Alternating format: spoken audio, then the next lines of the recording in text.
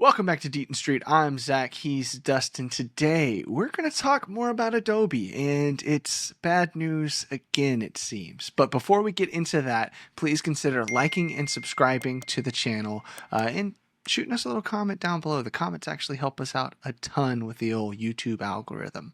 So, Dustin, resident Adobe user or ex-Adobe user, let us know what's going on. After all the stink up with the terms and services, blah, blah, blah, using the AI, using your information, your data, whatever.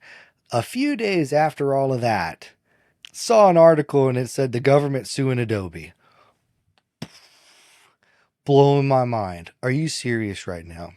So essentially, the FTC, the Federal Trade Commission, is taking action against Adobe and two of its executives.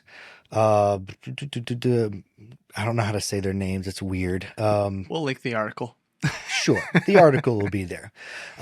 Two of their executives for deceiving consumers by hiding the early termination fee for its most popular subscription plan and making it difficult for consumers to cancel their subscriptions, which is kind of wild and makes a lot of sense.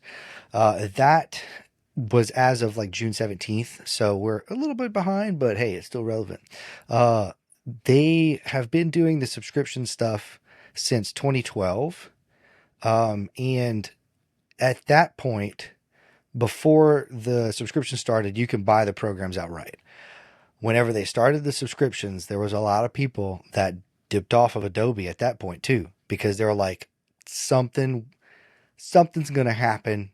You know, they almost predicted the future that Adobe is going to be this money hungry, corporation that wants to, just continually take your money for a software package. Let's see. The other thing too, and this is like from the FTC's website, that'll be linked. Adobe, what I found weird was Adobe is prepared to go against the government on this because it is stated in their terms that they are charging an early termination fee if you terminate your subscription before that first year is up. So it's a 50% of the rest of the year that you have to pay. And people are really mad about that. The problem is the fact that it is astronomically hard to go about canceling that. I was a Adobe user for several years. I recently canceled as of last week.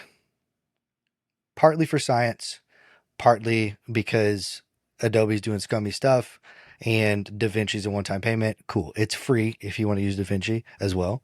And it's not too far off of Premiere or Final Cut or whatever. It's an editing software. If you know editing, cool.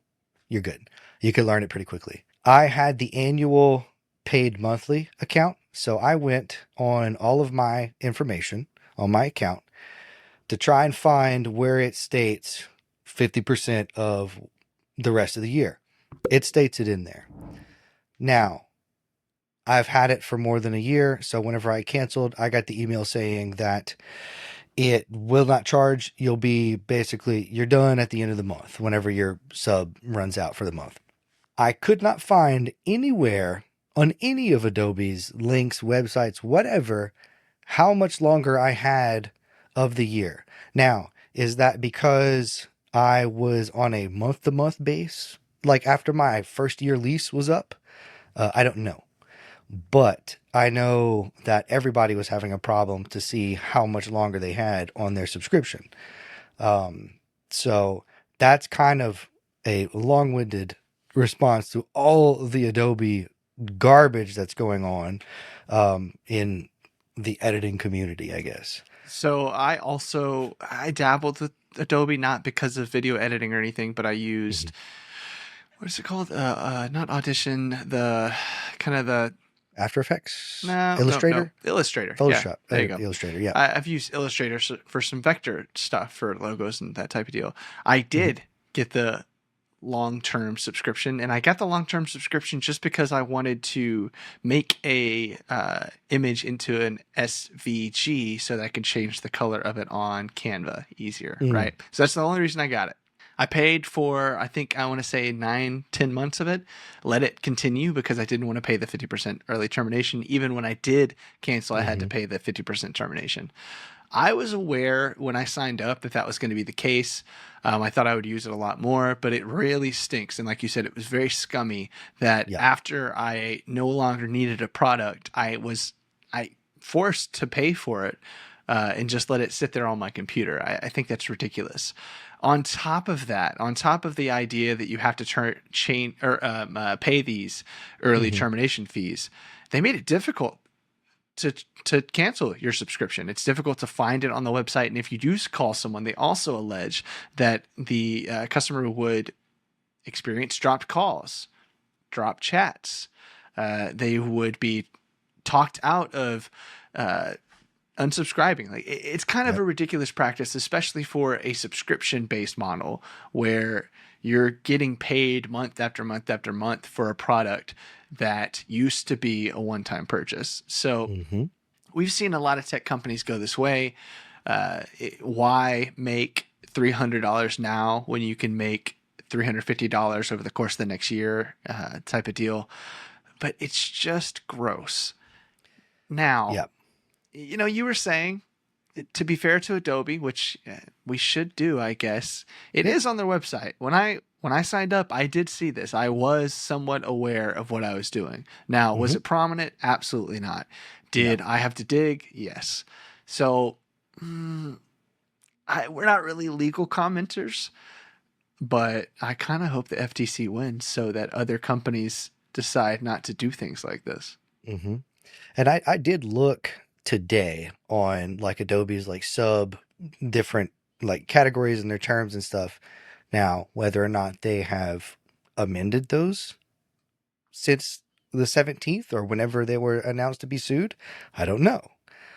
But I don't think so, because I'm sure we would have seen it all over. Adobe tried to fix their they tried to cover it up, and it would have been this huge thing. So that's why I don't think that they went and like retroactively kind of like changed some verbiage. But I mean, it, like you said, it does say it there. So, I mean, so I think the title of this video is going to be something like, is it time to move on from Adobe? Right. And so to make sure that it's not click baby, click baby, I just came back from a long trip. So I'm very clickbaity. To make sure it's not clickbait, I want you to answer that question. I've obviously moved on to other things a long time ago, so it's not really relevant to me. But considering the AI stuff, considering the terms of service switch, considering that they're finally being called out on their scummy practices with the early termination fees, which made no business sense except for greed. I want to make that point too. It's not like there's some reason they needed that money from people. It was just corporate greed. Taking the whole of all of that, it's time to move on from Adobe? From Adobe? Wow. From Adobe? 15 hours in the car yesterday, folks. I'm sorry. Right. And like there's no, so the other thing too that came out a little bit in between all of this, they had like a financial thing, right, that they put out. And I'm gonna have to find it and check myself. So this might be wrong, but they like within like the last year, they made like billions of dollars. Oh, I'm sure. Yeah. So I'm sure. Do you need subscription model? No. Can you offer a subscription model for someone who wants to try it out for a month and then cancel it? Or that you could offer like, oh, pay for the whole software, pay for the next update, pay for the DLC that's going to come out later. Right. I know Affinity is running a 50% off deal. I'm not sponsored by them at all, but I think it's just kind of funny that Affinity is jumping on the opportunity. They are on like Affinity version 2. Whenever version 3 comes out, you will have to pay for that. Sure. Understandable. It's a new product. It's it a new makes product. A ton of sense. Absolutely. So will I probably get Affinity? Sure. Will I get Affinity 3? Sure. I'll pay for it when it happens. But in the meantime, I won't have to pay a subscription to anything. So let's bring it back to the question. Yeah. I'm going to make you answer the question and tell everybody, all the Adobe users out there, what to do. Is it time to abandon Adobe? I say, yeah. I mean, if you're uncomfortable with their practices, Yeah. sure. If you don't care and you still want to give a money-hungry company your money for some mediocre software that really hasn't updated over the last, however many years it's been out. Some of it's pretty good, to be fair. I mean, Some Photoshop, of it is pretty Firefly, good. all that stuff's it's pretty good. Lightroom, it's good software. Mm-hmm. It's buggy. Like the UI for Photoshop hasn't changed in quite some time. Yep. Premiere just got some really cool updates. I'm not going to use them just because I'm not on Premiere anymore. So if you're not okay with their practices, then sure, there are much better, cheaper, non-subscription based alternatives that you can go find. There's several videos to them. I watched like 10 of them over the last week to see what other programs there are, out there in the interwebs. Yep. And if you are a video editor like us, we're not sponsored by Blackmagic DaVinci Resolve, but we do both now use DaVinci Resolve, and we like it quite a lot. So let us know what you think in the comments below. Is this overblown? Should everyone just, because this is not a new thing, right? Like No. Adobe's been doing this for years. It's just kind of coming up again because they're getting called out on their BS AI right stuff. now. Yeah. So, Absolutely. So let us know what you think in the comments, and we'll see you with another video this Friday. Peace. See ya. I'm walking the streets of nowhere.